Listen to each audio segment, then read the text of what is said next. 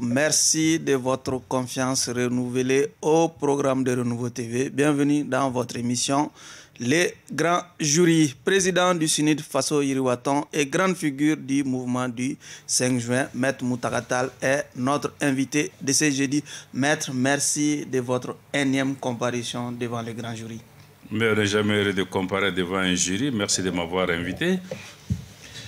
Avec moi, pour vous interroger ce soir, un jury autrement composé, comme vous le voyez déjà. Youssouf Sissogo, directeur de publication du journal Info 7. Bonsoir Youssouf. Barou, bonsoir. Et bonsoir à Maître Tal. Et notre deuxième jury, notre deuxième assesseur, Bruno Djito Segebedji du journal Mali Horizon. Il est directeur de publication. Bonsoir Bruno. Bonsoir Barou, bonsoir Metal, bonsoir à nos chers téléspectateurs.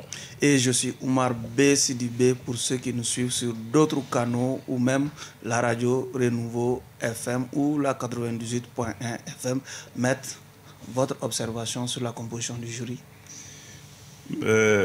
J'ai en face de moi de nouveaux assesseurs ou jurés.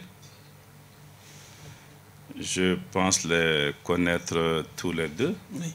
Je ne doute pas de leur professionnalisme ni de leur probité. Je ne dis pas cela pour avoir, disons, leur indulgence. Oui. Ce n'est que pure vérité. Alors je pense être en de bonnes mains, même si ce ne sont pas des mains indulgentes. D'accord. Bruno, merci. Vous pensez connaître l'invité aussi? Oui. Comme il semble vous connaître? Oui, je le connais. J'ai déjà participé à, je crois, à l'émission Grand Jury ici, donc avec lui. On l'avait eu en face et Maître Tal, il n'a plus à présenter. On connaît son art oratoire. Donc je crois que je suis bienvenu et il est le bienvenu. Donc vous attendez de lui cette éloquence traditionnelle? Oui, il n'a jamais dérogé à ça. La rhétorique, c'est aussi un homme de droit, après tout. Donc, le contraire nous aurait étonné. Okay. Donc, on sait à quoi s'attendre. Sissoko, vous pensez connaître Maître? Oui, bon, je le connais parce que ce que vous n'avez pas ajouté en tout cas à son CV, c'est qu'il est l'un des témoins vivants en tout cas de l'histoire récente en tout cas de notre pays, de l'avènement de la démocratie à maintenant. Et il faudrait même ajouter que en 92, il faut se rappeler que la Constitution a été taillée à sa mesure pour qu'il soit même candidat parce qu'il est l'un des jeunes en tout cas leaders. Donc Maître est connu et je pense qu'il pourra répondre en tout cas à toutes nos questions. D'accord. Maître, déjà avant d'ouvrir les questions des généralités, j'ai envie de vous demander aujourd'hui où en sommes-nous avec le Mali-Koura que vous avez promis aux Maliens, avec ce qu'on a assisté courant cette semaine, la distribution des médailles dans un pays, dans un Mali sous assistance en tout cas internationale. Est-ce que c'est de ces Mali-Koura que vous voulez servir aux Maliens, distribuer des médailles qui sont souvent contestées? Pour certains Maliens, c'est souvent sur la tête du client. Je pense, mais d'abord, laissez-moi saluer ceux qui nous suivent. Oui. Espérer qu'ils tireront quelque chose de ce que nous dirons ensemble ce soir. Oui. Cela dit, il faut éviter de juger le Mali-Koura à l'aune d'un événement. Le Mali-Koura, pour ceux qui ne parlent pas la langue bamana, c'est le Mali nouveau. Oui. C'est un processus long. Et quand on parle de processus, on parle de haut et de bas. On parle de succès et de difficulté. Mais chaque fois qu'il y a une difficulté, une critique, il faut se l'approprier et essayer de faire mieux la prochaine fois.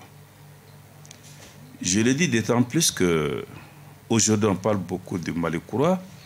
Si vous regardez mes affiches de campagne de 1992, vous verrez apparaître le Mali nouveau.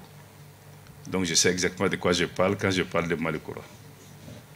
Merci. Maître, avec ces cérémonies en tout cas de décoration, beaucoup sur les réseaux sociaux se sont en tout cas indignés de ne pas voir figurer le nom de Maître Tall sur le nom en tout cas des récipiendaires. Est-ce que vous aussi vous sentez, en tout cas, vous partagez ces indignations?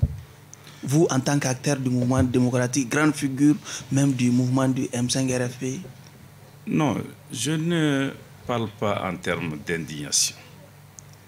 J'ai été approché par plusieurs personnes et au-delà, oui, par des associations qui, eux, m'ont fait part de leur indignation du fait que je ne sois pas encore décoré. Oui.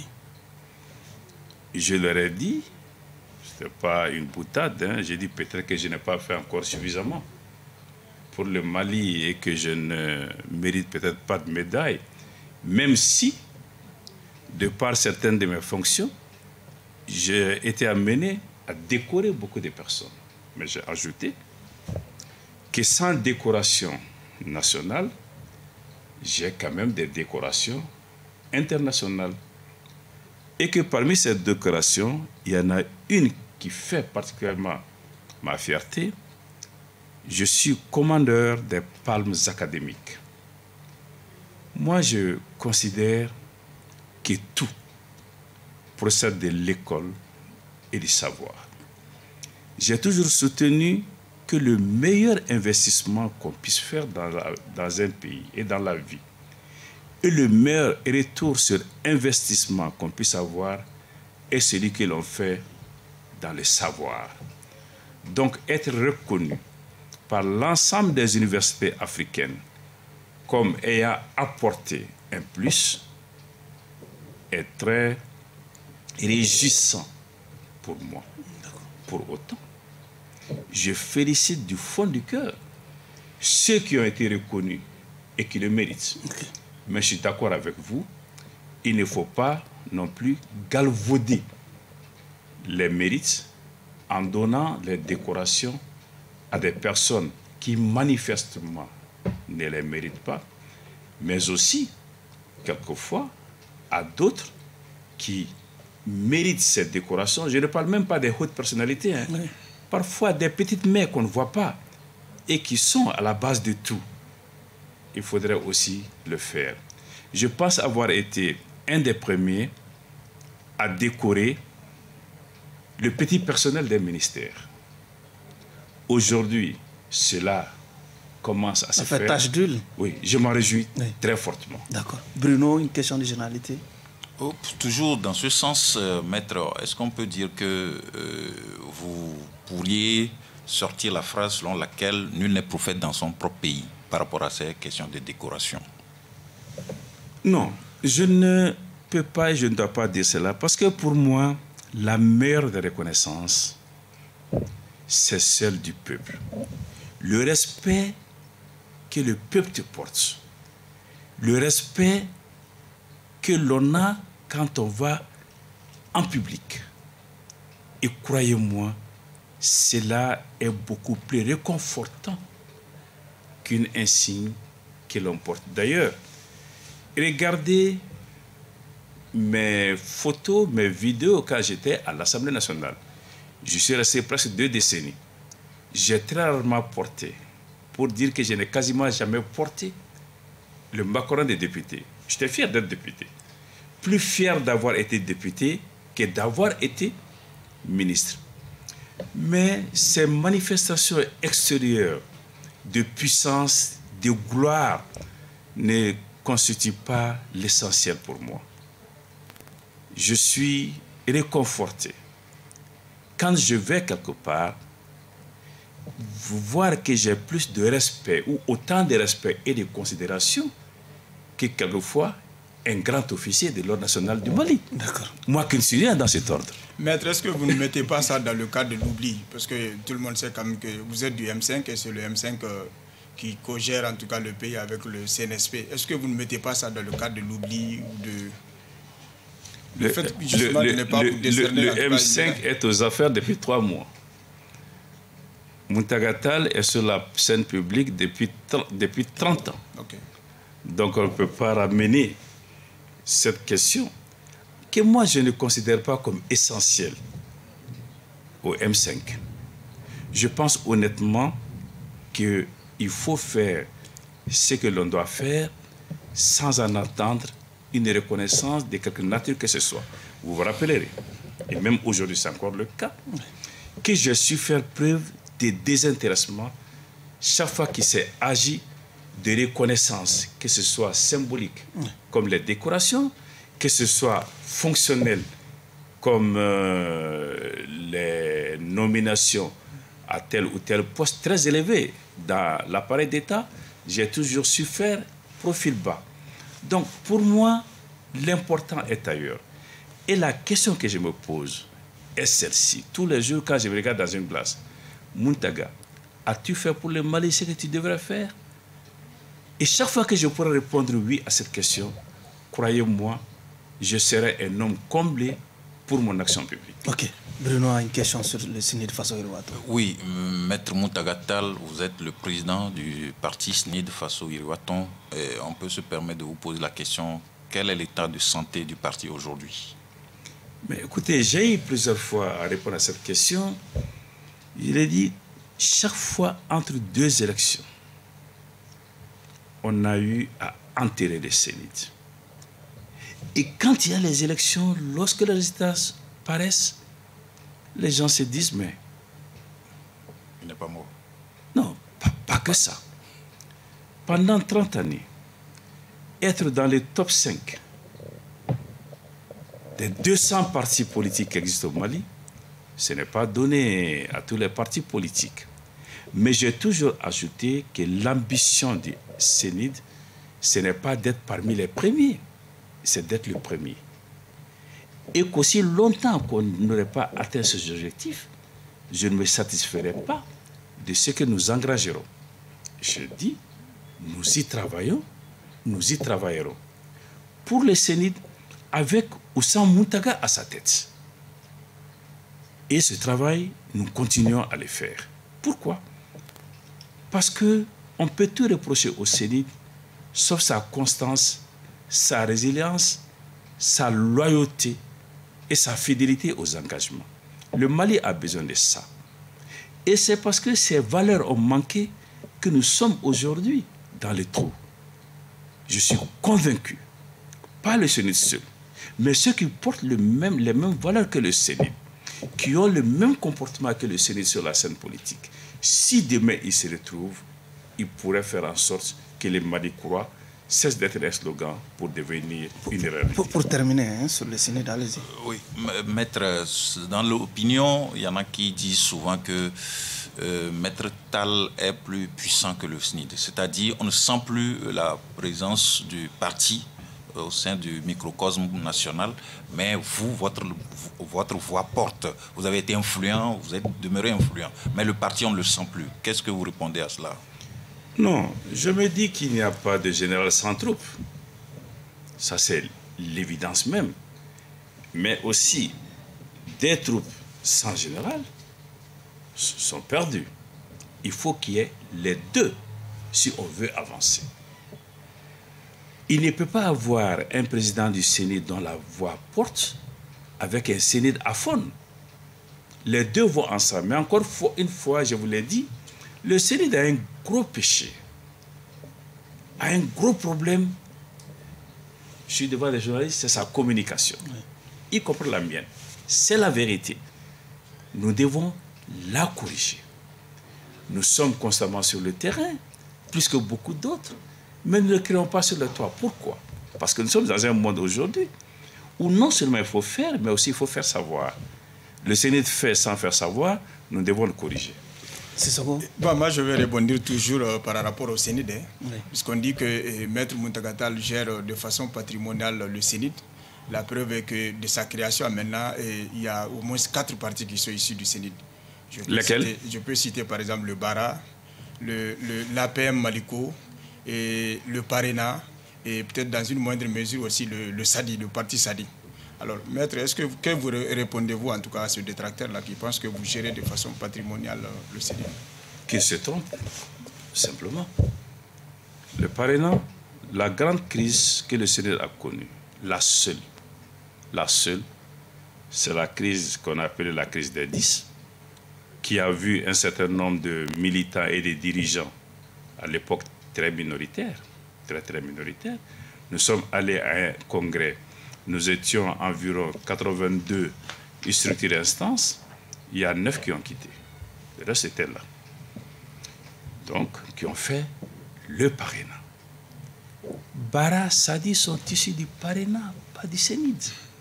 Alors, c'est une erreur de croire que ces partis sont sortis du CNID, ils sont sortis du Parena. Mais cela ne suffit pas. Moi, ce que je crois aujourd'hui, une grande famille du CNID est reconstituée. Encore une fois, avec ça, Muntagatal est une chance pour le Mali. Il faut y travailler. En tout cas, un atout supplémentaire, une plus-value. Il faut y travailler. Il faut savoir rassembler. Et cette famille est allée au-delà. Moi, aujourd'hui, pour dire les choses honnêtement, je continue d'être en politique, à continuer à me battre pour une raison majeure. Les Maliens nous ont fait confiance en 1990 et 1991. Ils ont suivi nos mots d'ordre. Il y en a beaucoup qui sont morts. Et nous avons réussi à implémenter la démocratie au Mali. Avec des promesses. Ceux d'entre nous qui sont arrivés aux affaires, parmi eux, beaucoup ont renié les idéaux, se sont comportés de façon très éloignée de ce que nous avons prôné. Et je pense que beaucoup parmi eux sont responsables de ce que le Mali vit aujourd'hui. Je m'assigne comme mission. Suis-je prétentieux? Peut-être, je ne sais pas. Mais en tout cas, ma conscience me dit, ne tournez pas le dos, toi et d'autres, sans chercher à corriger ce que certains parmi vous, pas vous-même forcément, ont détruit.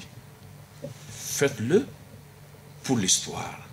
Faites-le pour vous-même, faites-le pour vos enfants, faites-le pour vos petits-enfants, faites-le pour le Mali. Je me bats pour cela aujourd'hui. Autrement, je n'ai aucune raison personnelle d'être dans les champs politiques. Maître, on vous entend souvent dire que le mouvement démocratique a géré le pays du 26 mars 1991 au 8 juin 1992. Alors, est-ce que ce n'est pas une erreur d'appréciation? 8 juin 1992, ça c'est la date d'investiture d'Alpha Omar Konaré, alors que nous savons tous que vous avez été au cœur de la gestion du pays pendant les 30 dernières années. Est-ce que vous ne faites pas là une erreur d'appréciation? Je n'ai pas été au cœur de la gestion. J'ai été au cœur de l'action. Vous avez été député sous Alpha, et député sous ATT, vous avez été ministre sous Ibeka. Donc pratiquement tous les régimes en tout cas, qui se sont succédés au pouvoir, vous avez en tout cas pris une part importante dans la gestion du pays. J'ai été au cœur de l'action publique. C'est différent du cœur du pouvoir. Vous dites que j'ai été député? Oui, j'ai été député de l'opposition. Un député de l'opposition n'est pas au cœur du pouvoir. Il est dans l'action publique. Ce que nous avons fait, et qui est plus qu'appréciable, le groupe parlementaire CNID à l'Assemblée nationale, plus qu'appréciable, ce n'est pas le moment d'étaler cela, nous nous en réjouissons. Mais on n'était pas au cœur du pouvoir. J'ai été témoin de tout, de 1990 à aujourd'hui. On ne m'a rien raconté. J'étais là en première ligne. C'est moi qui peux tout raconter. Alors, pendant ce temps, j'avais été dans l'opposition, mais aussi au pouvoir. J'ai été ministre. J'ai été chef de l'opposition à l'Assemblée. J'ai fait tous les compartiments à l'Assemblée, mais pas forcément au pouvoir. Mais pour le temps que nous avons fait au pouvoir, j'ai toujours dit l'honneur est d'assumer sa part de responsabilité. Toute sa part, mais rien que sa part Et de cela, on ne dérogera pas. La preuve, c'est que quand je quittais mes fonctions ministérielles, j'ai fait et publié un bilan qui est encore disponible sur Internet. C'est ma part de responsabilité, de réalisation, de réussite et d'échec. Maître, on va parler à présent des grands sujets de l'ère, comme par exemple ces informations persistantes qui annoncent déjà des négociations très prochaines entre le gouvernement du Mali et des djihadistes maliens, en l'occurrence Amadou Koufa et Yada Agali. Déjà, est-ce que vous pouvez nous aider à confirmer cette information? Non, je ne peux pas vous aider à confirmer. Si vous souhaitez que nous le commentions ensemble, oui, on peut le faire. Mais est-ce que vous avez appris déjà l'information? Ah oui,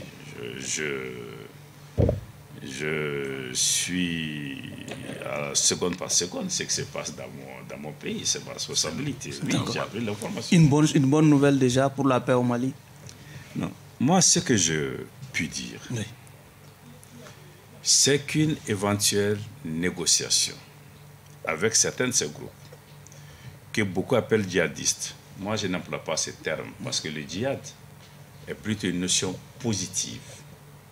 Le djihad, c'est ce qu'on s'impose à soi-même pour s'améliorer, pour être bon, pour être bien. Maintenant, pour qu'on se comprenne, on peut employer le terme. Moi, je vois plus des terroristes à certains endroits, des narcotrafiquants à d'autres endroits, mais je ne mets pas ça sur le vocable de djihad. Moi, je me dis toujours, si on me pose la question à moi, je dis, mais moi, qui suis-je pour aller à l'encontre du souhait exprimé par les Maliens plus d'une fois, en de nombreuses occasions, dans de nombreux forats. Les Maliens ont dit, personne ne les conteste. Discutons. Oui, il faut discuter. Maintenant, ce que moi je peux ajouter, si on veut prendre en charge ce que les Maliens ont dit, qu'il faut préparer des discussions si elles doivent avoir lieu. Comment? Il faut les préparer avec des partenaires, nous ne sommes pas seuls. Oui.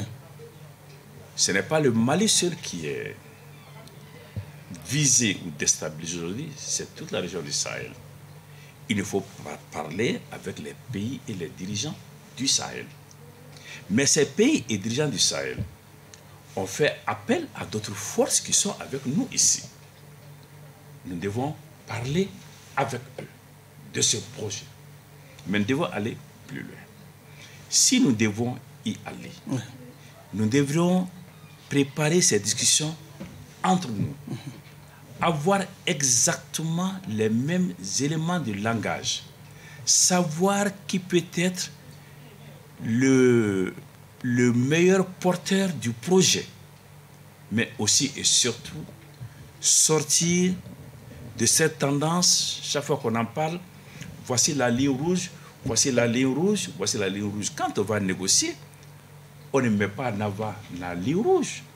On partage la ligne rouge entre soi. Sauf que si négociation doit y avoir, qu'est-ce qui doit être mis dans l'assiette de cette négociation? C'est ce que je vous disais. Je dis, on ne met pas sur la table avant les négociations en disant je refuse ça, je refuserai ça, je refuserai ça. On va bras ballants? Non, je vous ai dit qu'on prépare cela minutieusement.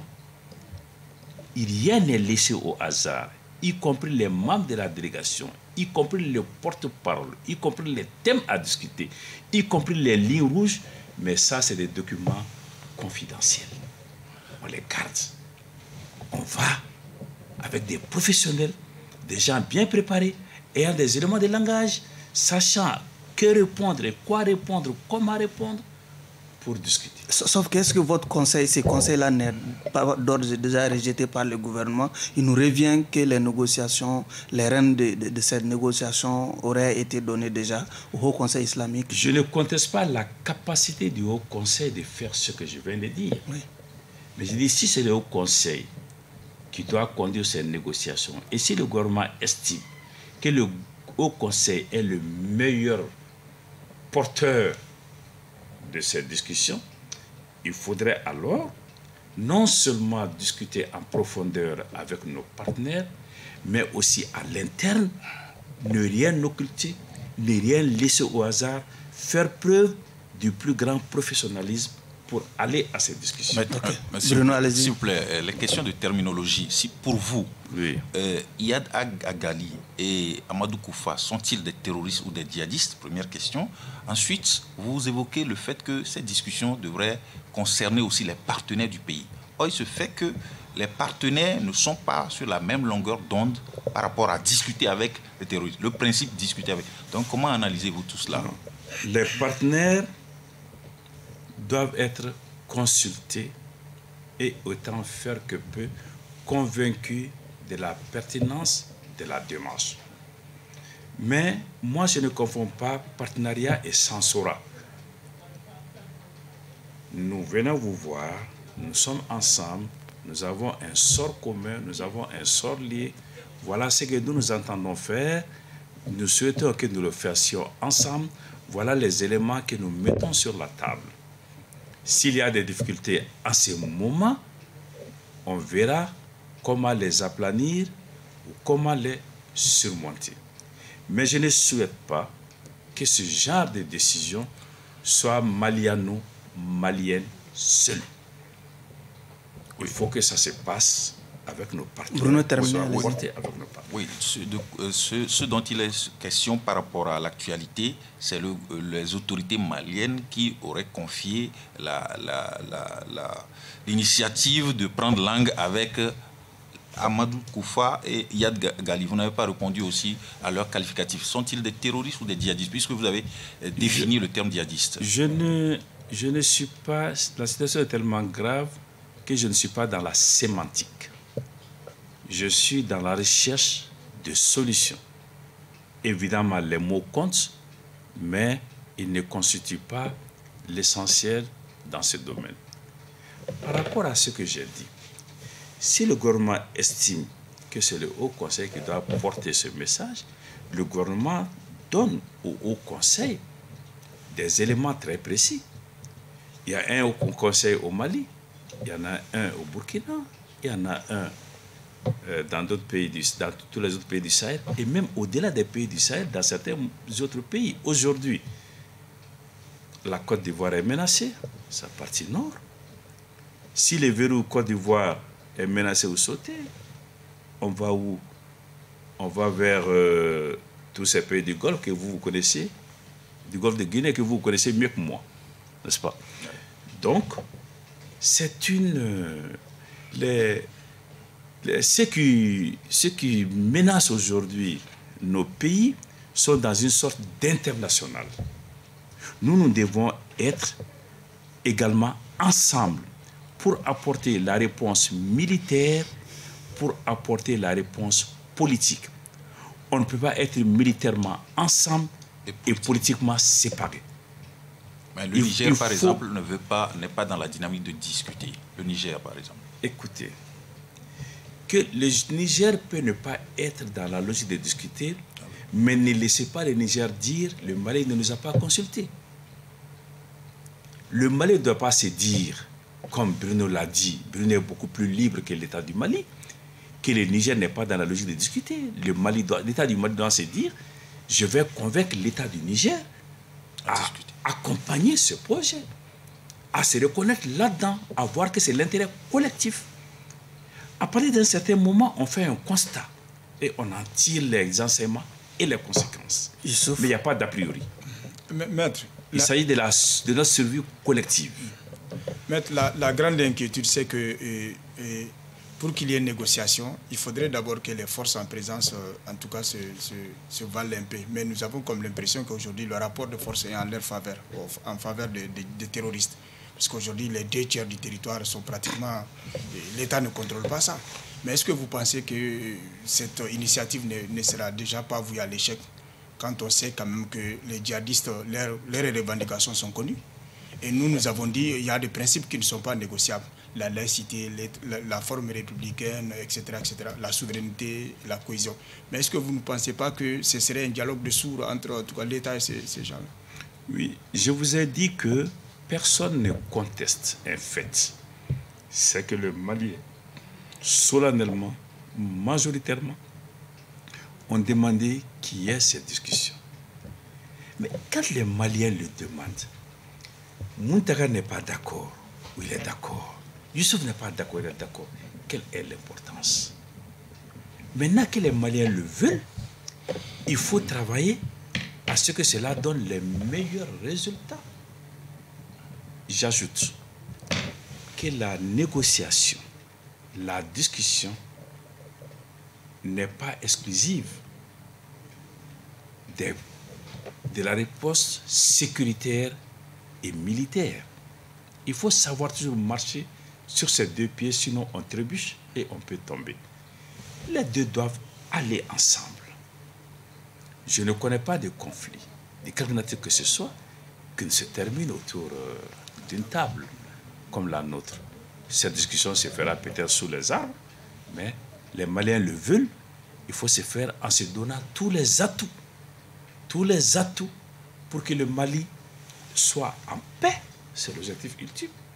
Que le Mali reste une démocratie, que le Mali reste une république laïque, sociale.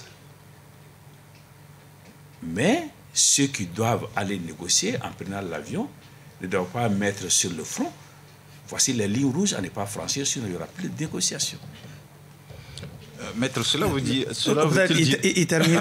Voilà, allez-y. En fait, ce que je voudrais dire, est-ce qu'en cas d'échec, Oui. qu'est-ce que l'État doit faire véritablement? Est-ce qu'il faut aller, comme on l'a dit, qui veut la paix prépare la guerre? Est-ce qu'en cas d'échec, l'État ne va pas s'assumer véritablement? Il ne faut pas désarmer pendant le temps des discussions. J'ai dit, il faut marcher sur ses deux pieds. D'accord.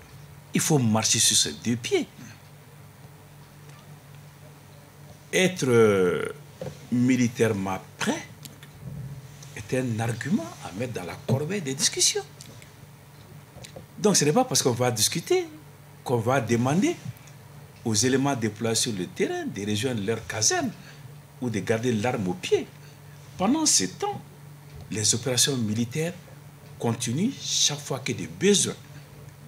Avec l'avancée des discussions ou leur réussite, on pourrait mettre progressivement un terme. C'est l'objectif recherché. J'ai dit, le premier objectif, c'est la paix. Mais ce n'est pas parce que nous sommes en guerre aujourd'hui contre les terroristes. Donc ce n'est pas parce que on va aller discuter à la demande du peuple malien que nous, quand dans cette salle, on soit d'accord ou pas, c'est ce que le peuple malien a demandé, qu'on va désarmer. Non. Les deux se font concomitamment. Bruno, vous pensez que le Haut Conseil islamique était en tout cas la structure la mieux appropriée pour discuter, pour aller parler au nom du Mali? Qu'elle le soit ou qu'elle ne le soit pas. Si le gouvernement décide que c'est le Haut Conseil qui doit le faire, il faut aider le Haut Conseil à réussir. Allez-y, Bruno. Oui, maître. L'autre position, c'est que vous adoptez une ligne assez subtile. Les Maliens demandent, vous êtes un leader politique, aspirant au pouvoir, je présume. Mais quelle est votre conviction par rapport à ça? Et par rapport à au fait que le Haut Conseil doit porter cette initiative? Mon cher Bruno, je l'ai dit, j'ai dit, qui suis-je moi pour dire que le peuple malien a demandé dans sa majorité et que moi je viens de dire, je ne suis pas d'accord? Si demain vous accédez au pouvoir, vous allez soutenir une telle initiative ou non? Mais quand on accède au pouvoir, on fait ce que le peuple demande que l'on fasse. Peut-être que l'avis du peuple changerait en ce moment. Mais si l'avis du peuple change, on suit son nouvel avis. Vous-même, vous n'en avez pas? Ah, bien évidemment. On montre la voie, on discute. Mais quand le peuple décide, le peuple a décidé. Ok. Je termine. Vous n'avez pas de ligne rouge. Vous semblez dire que tout est négociable? Puisque vous dites non, que... je n'ai pas dit ça. Je dis quand on veut discuter. On ne brandit pas.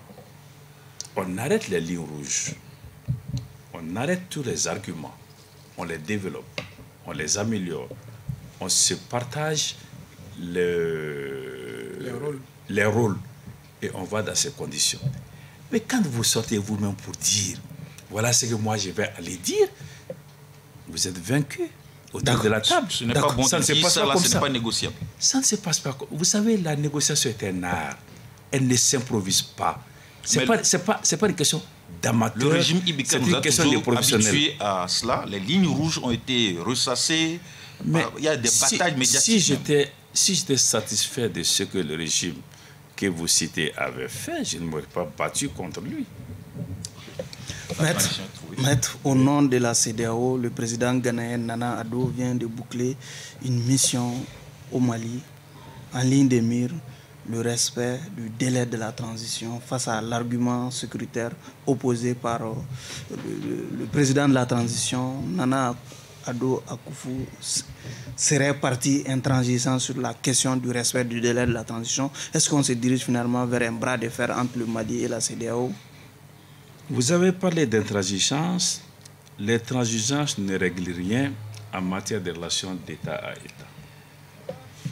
Ce qui se passe aujourd'hui, nous avons fait tout ce que nous devions pour que cela n'arrive pas. Quand la lutte du peuple malien a été parachevée par les militaires et quand la CEDEAO est venue à Bamako, le M5 avait une position très claire. Nous leur avons dit, sortons des solutions prêtes à porter. Discutons.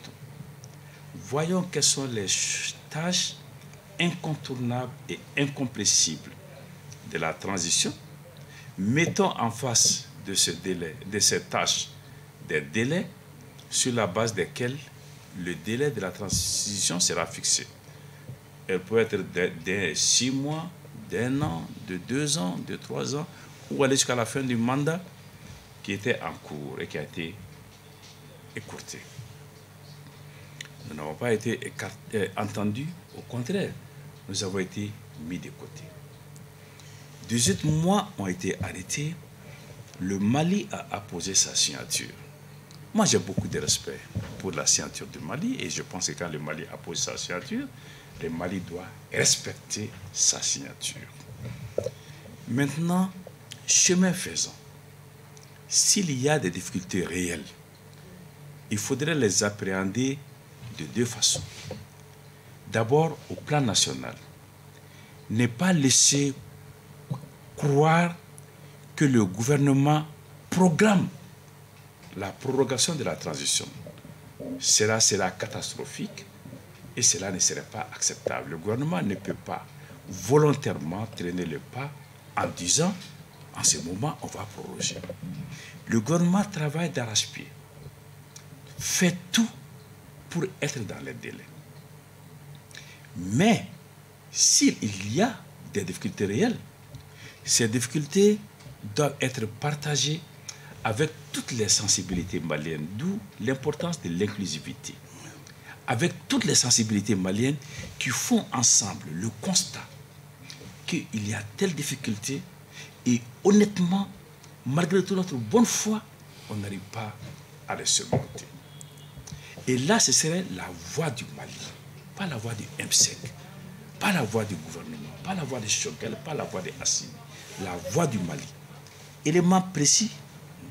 Et en ce moment-là, ces difficultés seront partagées avec les partenaires. Parce que nous sommes dans une grande famille qui s'appelle la CEDEAO. Nous en sommes l'enfant malade aujourd'hui. Mais hier, d'autres ont été malades. Le Mali a été là pour les soigner. Le Mali aujourd'hui est malade, a des difficultés. Est-ce que vous avez l'impression que la CEDEAO est insensible à la situation réelle du Mali aujourd'hui? Ce que je vais dire va peut-être répondre à cette question. Oui. Si le Mali est malade, appelle le médecin CEDEAO, comme tous les autres médecins, on ne commence pas par sermonner le malade. Vraiment, on pose un diagnostic, on voit si vraiment la maladie est similée. Le Mali est déjà sermonné. Et si la maladie est réelle, et en ce moment, on prescrit la médication. Mais quand vous venez sermonner le malade, vous aggravez la maladie. Vous avez l'impression qu'il a été sermonné. Nous sommes dans des relations d'État. Les relations d'État obéissent à des règles, parmi lesquelles la courtoisie internationale, parmi lesquelles le respect de la souveraineté. Donc nous devons discuter avec la CEDEAO dans le respect mutuel et réciproque pour trouver des solutions convenables pour le Mali, convenables pour la communauté et compatibles avec les textes qui régissent la communauté. Oui, première remarque, vous avez répété, on ne vient pas sermonner le malade. Est-ce que vous avez l'impression que le Mali a été sermonné lors de cette dernière visite? Et puis, vous n'avez pas l'impression que le Mali a plus besoin de cet accompagnement, donc de se faire comprendre par la CEDEAO plutôt que de tenir le fait que ce n'est pas possible de respecter le délai? Mais écoutez, c'est ce que je suis en train de vous dire. Est-ce que le Mali a été sermonné? Vous savez bien que ni le président Nana Akufo-Addo, ni le président de la transition du Mali, et Assimi Goïta, n'ont placé aucun mot sur la teneur de leur entretien. Et vous comprendrez que je ne me fie pas aux rumeurs ou aux fuites ici et là. Donc, est-ce que le Mali a été sermonné? Je ne peux pas le dire. Il y aura sans doute un sommet des chefs d'État de la CEDEAO qui va s'exprimer. On écoutera ce que ce sommet aura à dire. Mais pour répondre à votre deuxième question, vous savez, la CEDEAO, c'est un corps. Vous ne pouvez pas avoir mal au bras sans que le pied le sente, sans que la tête le sente. On ne peut pas avoir une partie du corps malade et dire qu'on se porte bien. La CEDEAO ne se portera bien que si l'ensemble des 15 membres de la communauté se portent bien. Et cela ne pourrait se faire que si ces 15 membres discutent des problèmes de chacun, comprennent les problèmes de chacun et apportent les solutions individuelles à chacun des problèmes. Moi, c'est ce que j'attends de la CEDEAO et c'est ce que j'attends des autorités maliennes. Allez-y. Maître, vous l'avez vous-même dit, hein, quand on signe quelque chose, un engagement, il faut le respecter. Donc ça veut dire que vous êtes pour, en tout cas, le respect du délai imparti pour la fin de la transition. Mais si d'aventure, en tout cas, les arguments avancés par les autorités maliennes, à savoir l'insécurité, puisque nous avons vu par le passé, la CEDEAO nous a acculés, on a organisé les élections en 2013, nous avons ce que ça a donné. Est-ce que si d'aventure on montrait en tout cas ces différents arguments pour dire qu'on ne peut pas tenir en tout cas ce délai-là, alors et si on nous sanctionnait, quelles peuvent être en tout cas les conséquences de ces sanctions? J'ai dit que quand on appose sa signature, on fait tout pour la respecter. Donc le Mali doit tout faire pour respecter sa signature et respecter le délai. Et que si chemin faisant, il s'avère que malgré toute la bonne foi du Mali, malgré tout ce que les Maliens dans les différentes composantes déploient comme effort pour respecter la parole du Mali, il y a des difficultés. Il faudrait, que ces difficultés soient connues, reconnues et portées par les Maliens, toutes sensibilités composées, et qu'il y ait la parole du Mali. C'est cette parole qui sera portée au niveau de la CEDEAO pour que leur s'en explique, pour qu'ils viennent vérifier, pour qu'ils viennent ausculter et qu'ils voient la réalité. Voilà ce que j'ai dit. Ok. Mais il a insisté, hein, s'il y a sanction. S'il y a sanction, les conséquences peuvent être quoi? Parce que forcément, on tend vers ça. Vous savez, la sanction, en l'occurrence, c'est l'amputation des membres. L'amputation des membres, c'est quand il n'y a plus rien d'autre à faire. Moi, je demeure convaincu qu'il nous reste une fenêtre d'opportunité, et à la CEDEAO et au Mali. Cette fenêtre d'opportunité, il faut l'explorer à fond, sans se lasser, sans se fâcher, et y aller. Oui, mais les autorités pensent quand même que les assises nationales de refondation seront en tout cas un cadre idoine pour justement trouver une certaine légitimité et exhiber à la face du monde en tout cas les raisons pour lesquelles la transition va être prolongée. Est-ce que vous pensez que ces assises nationales vont peut-être une malice, hein? Non, non. Il ajoute.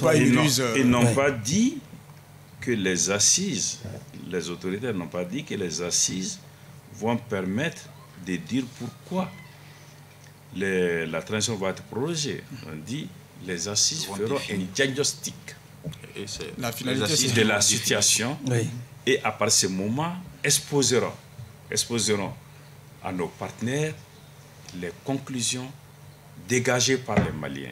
Il y a une nuance, et la nuance est détail. En ce moment-là, on verra très concrètement comment faire pour aboutir à un diagnostic partagé. Mais je ne vais pas me cacher derrière mon petit doigt. Si on veut que ce soit la parole du Mali, il faut que toutes les grandes sensibilités maliennes participent. Et pour cela, il faut travailler jusqu'à l'ultime seconde. Maître, justement, il faut que toutes les grandes sensibilités maliennes y participent. Déjà, certaines sensibilités ont d'ores et déjà rejeté l'initiative, en l'occurrence le cadre d'échange des partis politiques pour une transition reçue. Est-ce qu'il n'y a pas déjà un échec programmé? Non.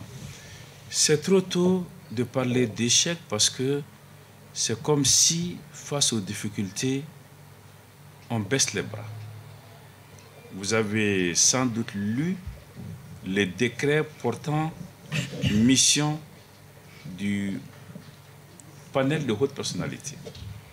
Parmi les tâches essentielles qui leur sont confiées, il y a le fait de convaincre et d'amener toutes les sensibilités dans la salle des assises.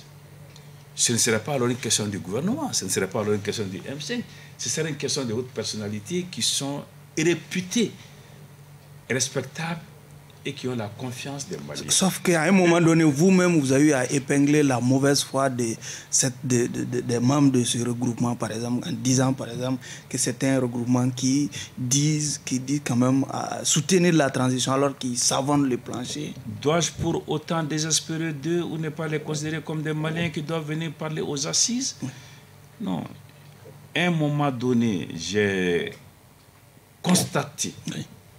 J'ai constaté que ce qui se disait n'était pas tout à fait conforme à ce qui se passait. Oui. Le gouvernement estime aujourd'hui qu'il y a des personnes au-dessus des contingences partisanes, associatives et autres qui pourraient peut-être réussir à convaincre tout le monde. Prions pour que ces hautes personnalités puissent amener tout le monde dans la salle des assises. D'accord. Mais pensez-vous sincèrement que si le chef de l'État, le chef du gouvernement n'arrive pas à convaincre les acteurs politiques à participer à une telle assise, ce sont ces personnalités, ces personnes aux ressources-là qui réussiraient? Vous savez, je suis du parti politique qui est resté le plus longtemps dans l'opposition au Mali. Il est arrivé des moments où j'ai concédé à la société civile, à des personnalités intérieures-extérieures, ce que j'ai refusé au pouvoir et au président de la République. Tout est question de circonstances. N'avez-vous pas l'impression que c'est une crise de confiance aujourd'hui, par exemple, entre le chef du gouvernement, oui, qui est aussi un acteur politique, que oui, certains observateurs qualifient de clivant, personnalité politique clivante, et la classe politique? Alors, je vais régler d'abord un problème. J'ai toujours dit qu'il faut éviter de s'accrocher au fait qu'une personnalité est politique pour dire qu'elle est incapable de se mettre au-dessus des contingences partisanes et politiques. Ça ne marche pas. Vous savez qui a conduit la transition du Mali en 2012? Un acteur politique de premier plan. Il s'appelle Dioncounda Traoré. Il était président d'un parti politique qui s'appelle l'ADEMA. Il ne faut pas croire qu'on ne peut pas se mettre au-dessus des contingences partisanes et que dès l'instant qu'on est dans un parti, il faut mettre les gens de côté parce qu'il était président de la République par intérim. Président de la République, il n'était pas chef du gouvernement. Oui, c'était des hautes fonctions. Si un homme de parti peut être président d'une transition et se mettre au-dessus des contingences partisanes, puisque le chef du gouvernement est en dessous, ça veut dire qu'un homme de parti peut se mettre au-dessus de certaines contingences. Mais la vérité est qu'aujourd'hui, certains tiennent ce langage. C'est la raison d'être une des raisons d'être du haut panel et du panel de haute personnalité. Que ceux qui doutent des hommes politiques qu'ils ne sont, est-ce qu'ils vont avoir confiance à ces personnalités réputées au-dessus d'un certain nombre de choses? Peut-être même qu'ils ne les connaissent même pas. Nous ne devons pas désespérer du Mali et des Maliens.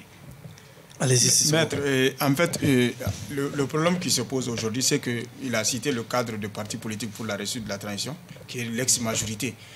Cette ex-majorité reproche essentiellement, en tout cas, au tenant actuel du pouvoir, tel que le M5, d'être à la base, en tout cas, de la chute de l'ancien régime.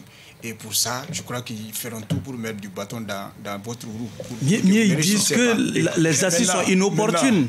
Ils disent ça clairement parce qu'ils pensent qu'il y a eu d'autres fois. Oui, le DNI avant. La conférence d'entente nationale, et qu'il y a beaucoup de recommandations qui dorment dans les tiroirs déjà. Qui ne demandent qu'à être mises en œuvre. Oui. Que répondez-vous en tout cas à... Alors, je voudrais d'abord dire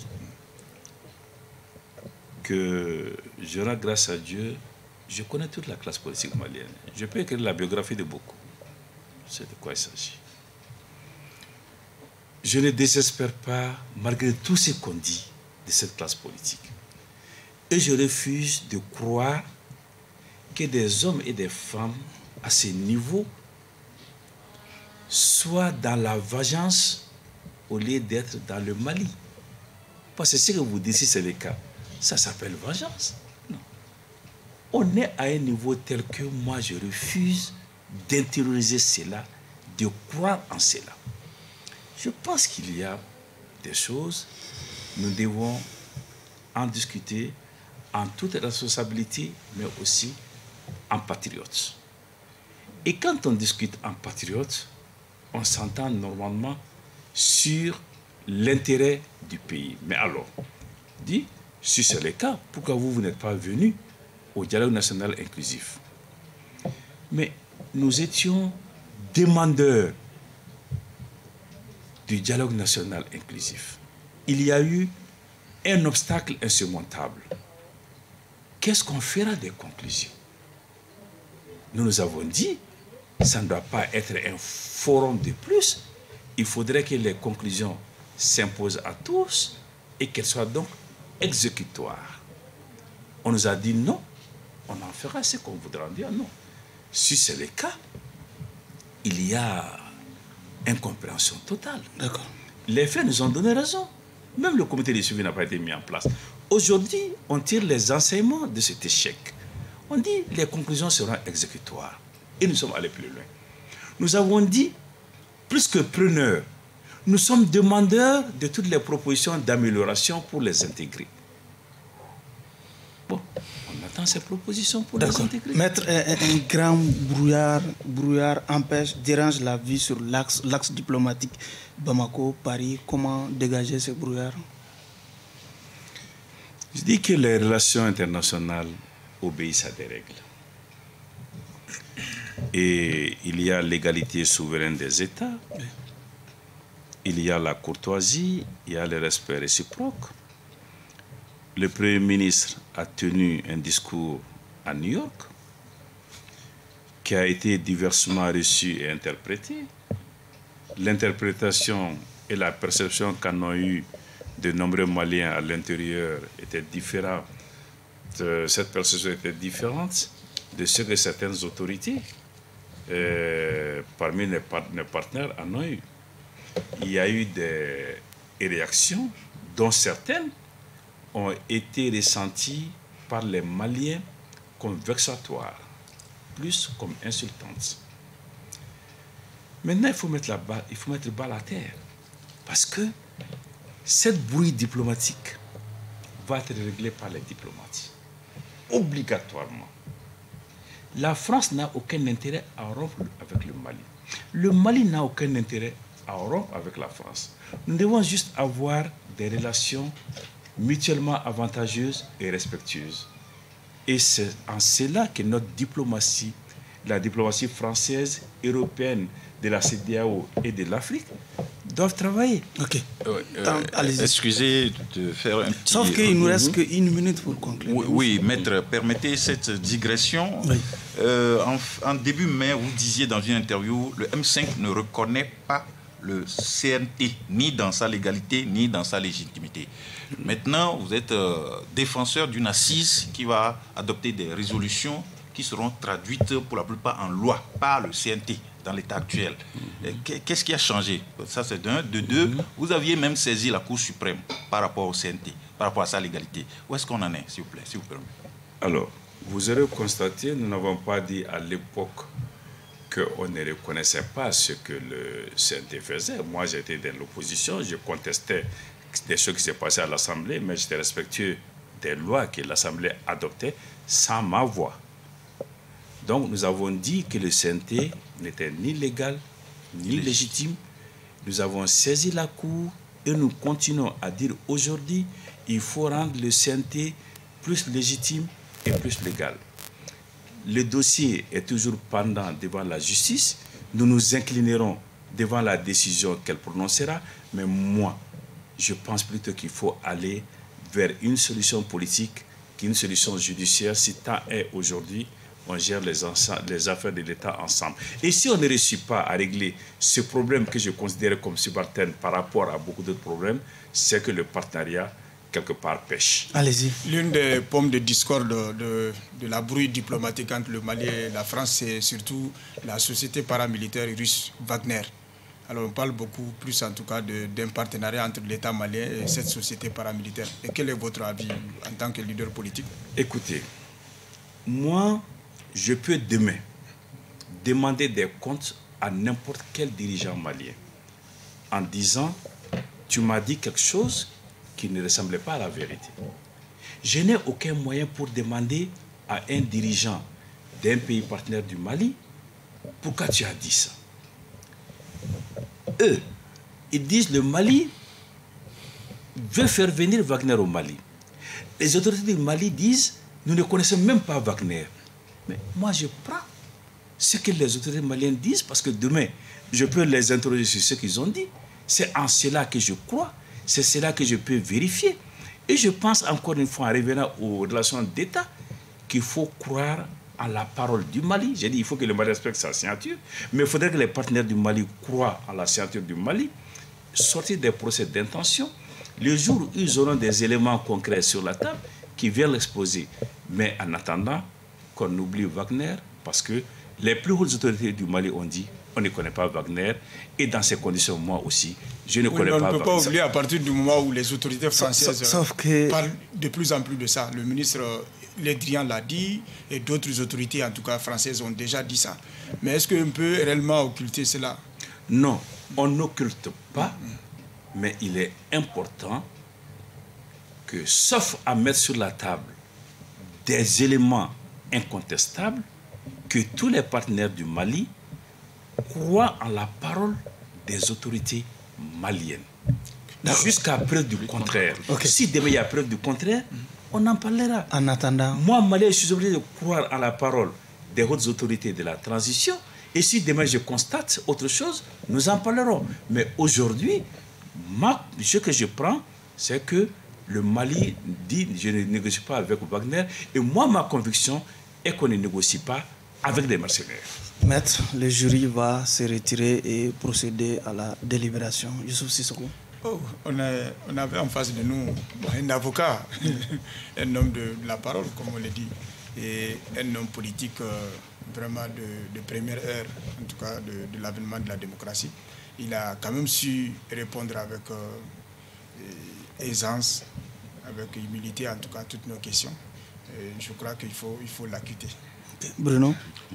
Oui, c'est un bel orateur qui nous a convaincus sur la plupart des sujets, sauf que moi personnellement, j'ai un petit regret, on n'a pas eu suffisamment de temps pour poser des questions par rapport à la lutte contre la corruption. Mais je crois que nous devons la quitter. D'accord. C'est sur cette unanimité, j'ai vraiment aligné derrière ces deux propositions d'acquittement et procéder purement et simplement à la libération de l'accusé, des liens de l'accusation. Maître, vous êtes acquitté, un dernier mot. Merci. 3 mois après avoir prêté serment comme avocat stagiaire, mon patron de stage à l'époque m'a donné un dossier d'assises où la peine de mort était requise et m'a dit débrouille-toi. Il ne m'a pas assisté. Dans la salle, il était là juste pour écouter ce que je disais. À la fin, mon client n'a pas été condamné à mort.